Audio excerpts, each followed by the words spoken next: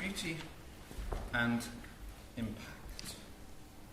Without needing to go into very much depth, we can all probably agree that there is an obvious tension, perhaps an unresolvable one, between any argument that might recognise beauty as a value in the work of education or the arts or applied theatre, and the language you are being asked to use in order to justify its impact. I'm not going to attempt any kind of resolution and won't directly address research either. I'll simply throw out a few ideas, stories, grumbles, and musings. As we await the final mid-July guidance about the ref, with excitement, trepidation, or just profound inertia, we can take comfort in the fact that the pilot studies show that the language of indicators and impact data is tempered with that of narrative and case study. We can tell stories, in other words, and that's okay, isn't it? Because, we're the arts, we like stories, that's our language. But I had a look at some recent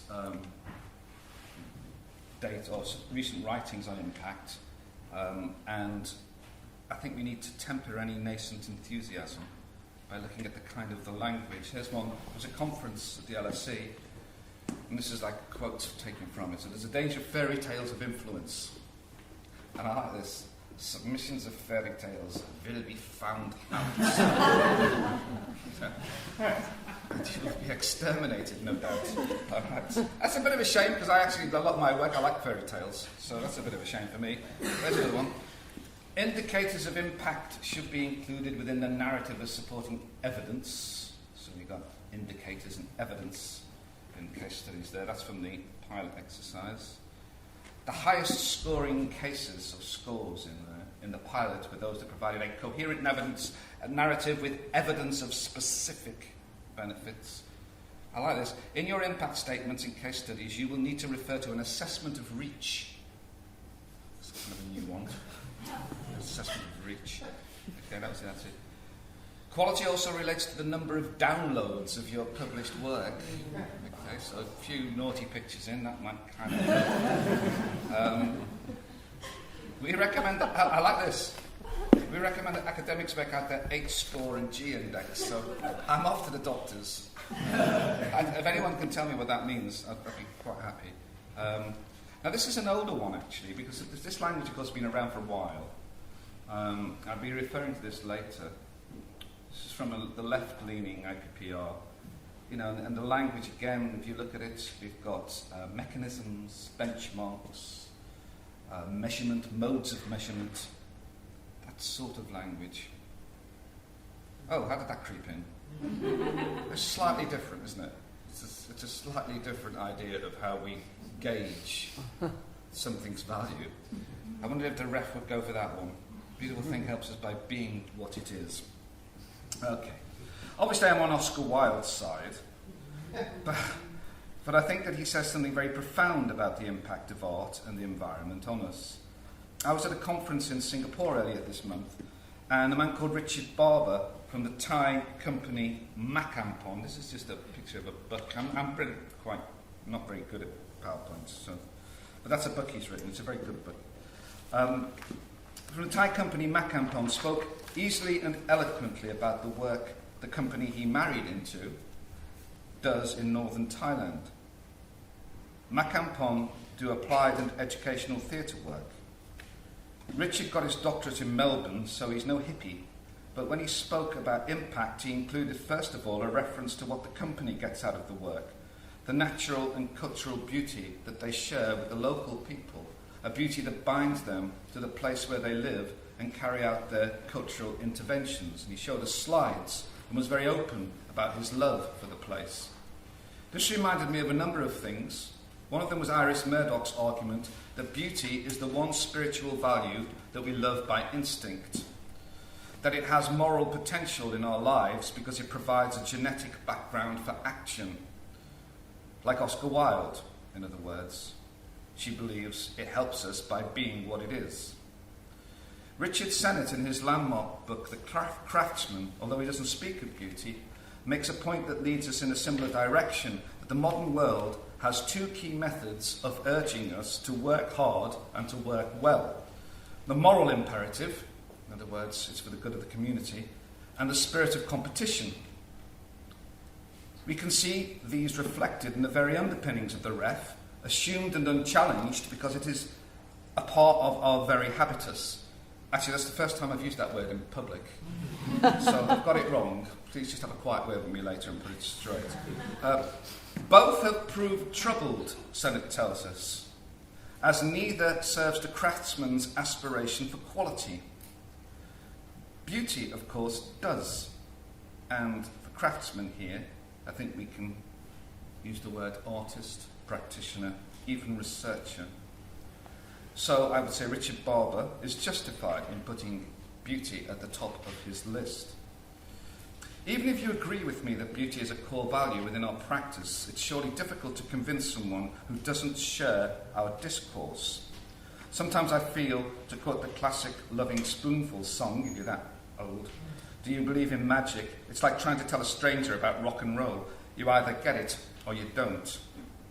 Gordon Lidston, whom I quoted before, was writing for the UK's left-leaning Institute of Public Policy Research, and recognises that it can be difficult to evaluate the social benefits of the arts, but makes his argument in the reductive, technocratic language so characteristic of our times. Those working in the arts need to provide evidence of the social impact of long-term investment, we are told. Whilst he recognises the difficulty in determining value through objective measures of outcomes, he nonetheless stresses that there is a need for the arts to do precisely that. I'll just quote him again now. He concludes with the comment that I quoted above: when examining social impact, it will be less a case for setting benchmarks for achievement than being comprehensive and understanding how the mechanisms of impact may work and finding appropriate modes of measurement. Impact, benchmarks, mechanisms, measurements, all this babble. The language, typical as it is, of the economic, positivist and managerial jargon that reflects the dominant assumptions of our age, is more than a technical means of communication. It constructs the moral boundaries within which not only the arts, but education and research in general, are today being discussed, conceptualised and evaluated. And the moral language that characterises our era, as Alistair MacIntyre informs us, produces in turn human characters who typify it in the way that they morally legitimate a mode of social existence. In other words, there are those who come to embody this morality and enact its principles. A few years ago, I undertook the evaluation of a community arts project for preschool children and their parents in a suburb of Birmingham. The project was entitled The Emerald Cave and was a joint venture between Sure Start and a local TIE company that regularly tours its work in local primary and secondary schools.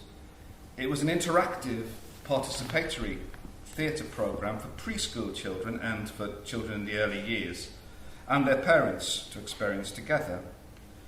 A professional visual artist was heavily involved in the design of the programme, which had many sensorial qualities, using light cloth and playful objects, as well as actors, to embellish the participants' experience. Got a couple of pictures. It's a picture from him. I think he gets it. There's another nice picture from it. As part of the evaluation, I interviewed the local strategic project coordinator for Sure Start. He'd seen a preview of the show, and his response was polite but sceptical. Although expressing support for the initiative, his language was always guarded, and he displayed little enthusiasm. He indicated that there was a strong doubting Thomas within him, a phrase he used 4 times in a 20-minute interview. And he suggested that there would be many doubting Thomases that the company would need to win over, who would probably see the programme as a bit arty-farty. He qualified his support for the project by describing it as a stepping stone towards meeting our objectives, rather than in any sense actually meeting those objectives. And he stated clearly that he was most interested in the arts, this is the one time he got excited, in the arts being used to address particular targets, specifically referring to the encouragement of breastfeeding. Yeah.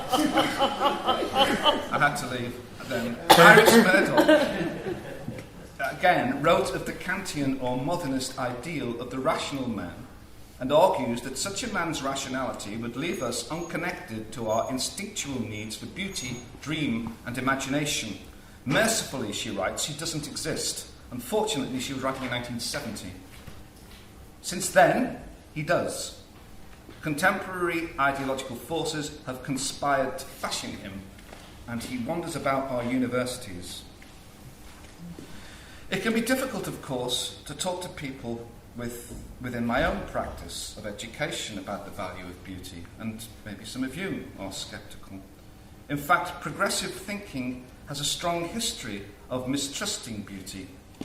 Bourdieu's critique of Kantian disinterestedness, arguing that mainstream aesthetic education was just another way of perpetuating class prejudices, although challenged, is still very influential.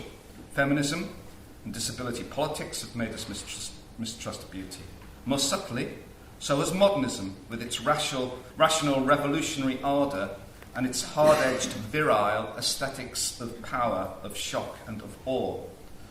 On the contrary, beauty, or more accurately, the aesthetics of the beautiful, as opposed to the aesthetics of the sublime, is fragile, delicate, charming, feminine, uncertain. The aesthetics of the fairy tale, in fact, rather than those of the massive, intricate edifices of targets, statistics, and evidence-based data favoured by the ref. For let us not forget, the ref does have its own aesthetic preferences for mathematical order and for power. These just aren't the aesthetics of the beautiful. I want to share a couple of stories that are neither about research nor evaluation, but in their very telling argue for the significance of the impact of beauty. The first is a personal story about me, or the younger me. At the age of 15, I bought an old, battered copy of one of Bob Dylan's early albums from a boy in my class. It featured songs such as Don't Think Twice, It's All Right, and A Hard Rain's Gonna Fall, all played and sung by him alone to the accompaniment of his guitar and harmonica. There's a bit of nostalgia. I had for some years been able to blow a simple tune out of a harmonica and had been taught how to play the viola at school. Here, however, was something a lot cooler than the viola. The cover featured a large photograph of the young Dylan walking arm in arm with a very pretty girl down a street somewhere in New York. The first time I listened to the album, I sat alone in my bedroom, staring at the cover, mesmerised by both music and lyrics.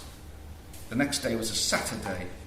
I spent what little money I had on a cheap acoustic guitar, and the rest of the weekend using my rudimentary knowledge of how to play the viola in order to figure out how to play the guitar. By the end of the weekend, I'd listened to the album several times, scribbled down the lyrics to one of the songs, and worked out a simple sequence of chords that allowed me to sing it in my own version of his very particular plaintive style. I'd discovered the voice I wanted to have and the person I wanted to be, and had embarked on a love affair that was to last for several years.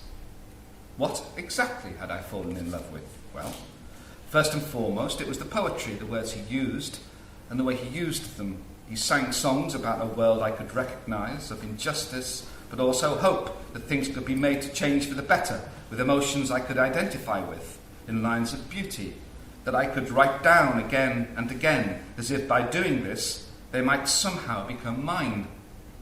And they could become mine, in a very real sense, because I could learn to play them and sing them quite quickly.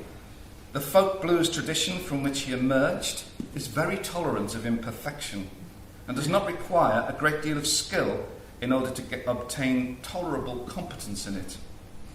There was also the glamour, of course, the promise of a way of life. His smile on the album cover had a hint of thoughtful and witty rebelliousness, whereas his clothes, flat cap, suede jacket, jeans, conveyed an air of freedom, of casual disregard for wealth-making. And he had a beautiful girl on his arm, and they were both laughing, delighting in each other's company. I'd soon bought the cap, jacket, jeans, and harmonica holder, as well as the guitar. The girl, unfortunately, did not come with the package. But I could dream, and for me it was a dream of perfect happiness. To imitate was to hope, to desire a future in which I could flourish, be seen, listened to, loved. It was a very youthful, very common, very human dream. Of course, things didn't work out that way, and the world was spared my talent. I wrote songs, sang them, even professionally for a while, played in a number of bands, never made a record, and eventually other dreams in life took over. Many years later, my sister sent me an old photograph, and there I was, 17 years old, guitar, cap, posing in my imagination for the cover of the album I was never to record. I felt no sense of loss or regret on looking at the forgotten image, still less any contempt for the young man I once was. In the story of my life, so far, it made sense. I still love music. His lyrics sparked in me a love of words and poetry. I earn my living through words and through performing, if we consider what I'm doing now, performing. And if I still listen to those Bob Dylan songs, which I still occasionally do, I'm still inspired by their sentiments and struck by the power of their stark and simple beauty.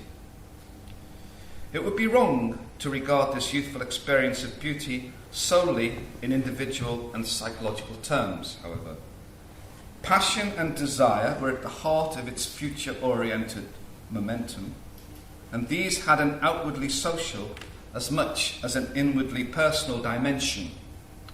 The envisioned future in which I would write songs, perform them, and become visible and loved was not something that I thought could be achieved overnight or without work.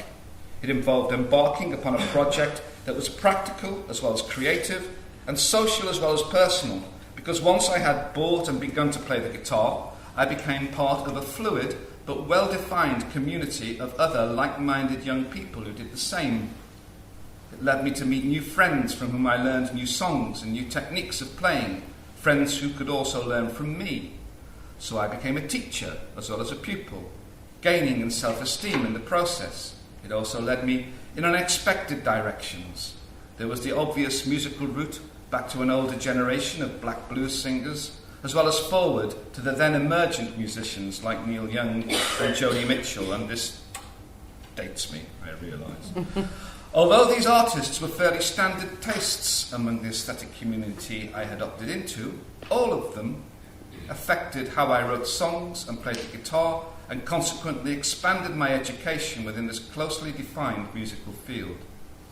But when I learned that Dylan was influenced by the poetry of Arthur Rimbaud, his difficult, visionary, and irreverent poems became a new avenue of fascination, which in turn led me to read the more lyrical poems of Verlaine and the modernist verse of Apollinaire. As a result of this new and growing interest in French literature, I opted to study French rather than history at university, and it was there, in the avant-garde theatre of Beckett, Tardieu and Ionesco, that I discovered a new passion, which eventually brought me to the job I hold now. So, despite the twists and turns along the way, my current vocation can be seen, partly at least, as the outcome of a largely self-directed learning journey, an outcome I could never have envisaged when first I embarked upon it, scribbling down the lyrics of Blowing in the Wind in a cramped bedroom at the age of 15. The paths that beauty will lead us along, the paths of its impact, are indeed unpredictable and uncertain, and mix with a range of variables that make its raw, naked, isolated measurement impossible. Of course, none of this matters to Dylan. He has all the quantitative impact data he needs, in numbers of record sales, dollars in the bank, etc. But stories such as this, a micro-statistic as it is, can help us appreciate the power of beauty to provide hope, channel aspiration, and motivate learning, more than any set of targets and lists of hard facts and figures. I'm not the only one to argue an intimate connection between beauty and love. Sappho wrote, over 2,000 years ago, that beauty is what we fall in love with. And how do we measure and compare love?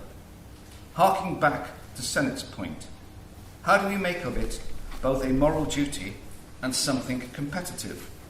Well, King Lear tried, of course, and look what happened to him and his country. No. we would be better off trying to understand how beauty works as a process and an experience rather than as a commodity, as a deep human value that, if it is to retain its value, must also retain much of its mystery. By considering issues of impact and beauty, then, we are forced to think rigorously outside of the dominant discourse of technicism, because beauty just doesn't fit within it. The paradox here is that the discourse of beauty can actually get to the bottom of things more clearly and more fundamentally than that of its rival discourse. Beauty is fragile and beauty is uncertain, but one of Elaine Scarrier's more striking claims is that when we come across it, beauty can be life-saving. Some of you may have been at a PSI conference in East London in 2006, when a man called Luis Eduardo Suarez gave a brief but telling address.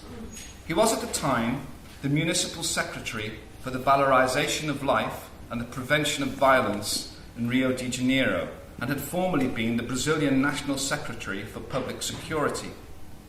Suarez spoke movingly about the street children in his country's cities, in particular, the many adolescent boys who fall victim to the drug gangs. Adolescence is a time of confusion, he said, when young people don't know who they are. But for these boys, who feel themselves to be socially invisible, it is potentially devastating. When such a boy is offered a gun by a drug trafficker, he finds that he is no longer invisible, that he can cause powerful emotions in others by pointing the gun at them. His existence is thus acknowledged through their gazes of terror and hatred, and in belonging to a gang and killing for them, he can construct an identity for himself that paradoxically serves not a hunger for violence, but a need to be loved. Suarez believes that this is why the arts can be so important for such boys, as they offer a different dynamic for self-assertion, with languages and forms of expression to help them provoke powerful emotions and hence become visible without the need for a gun. When a boy performs a piece of music or dance or drama and is appreciated for it, he notices that he is being noticed, that he is no longer nothing, and can thus approach a normal level of humanity. His bold claim was that such acts of creation touch the strategic nerve of a major social problem, more so even than economics. For the boys to whom he was referring, beauty could literally be life-saving, and that, I would say, is pretty strong impact. But will the wise men of the ref ever get it? Well, at least these kids do.